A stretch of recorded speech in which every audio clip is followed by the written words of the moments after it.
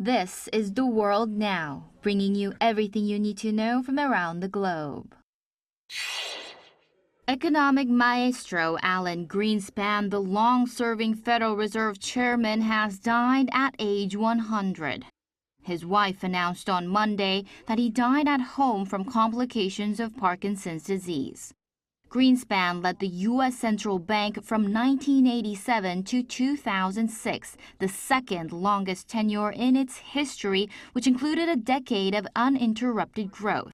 His reputation suffered after he left office when the housing bubble of his final years collapsed into the 2007 crisis. Alan Greenspan judged correctly in the mid-1990s that a surge in worker productivity would keep inflation in check, and he let the economy keep growing rather than raising rates against a threat that never arrived.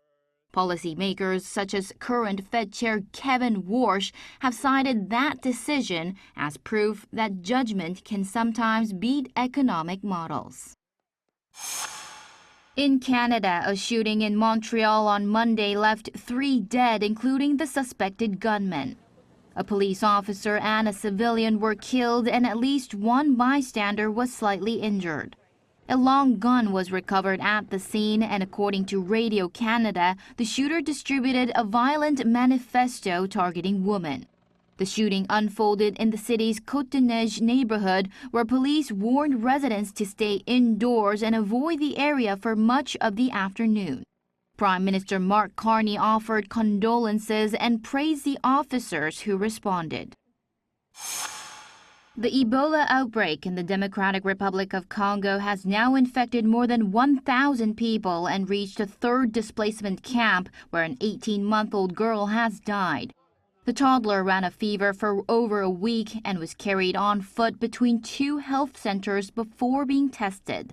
She died before her positive result returned, exposing at least 107 contacts. Health officials say they lack enough facilities to isolate patients from crowded camps. Congo's government put the confirmed death toll at 254, more than a month after declaring the outbreak of the rare Bundibugyo strain. Nearly a fifth of confirmed cases are children. Experts warn the outbreak could eventually exceed the West Africa epidemic that killed more than 11,000 people a decade ago. Argentina footballer Lionel Messi has become the all-time leading scorer in World Cup history.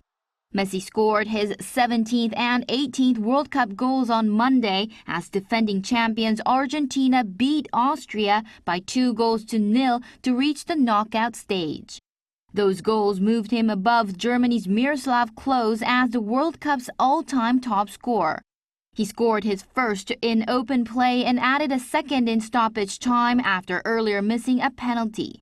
Messi, who turns 39 this week, has now found the net in 6 straight World Cup matches and scored all 5 of his side's goals at this tournament. The record came 40 years to the day after Diego Maradona's goal of the century against England at the 1986 World Cup. Chu Ji-hyun, ArirangNews.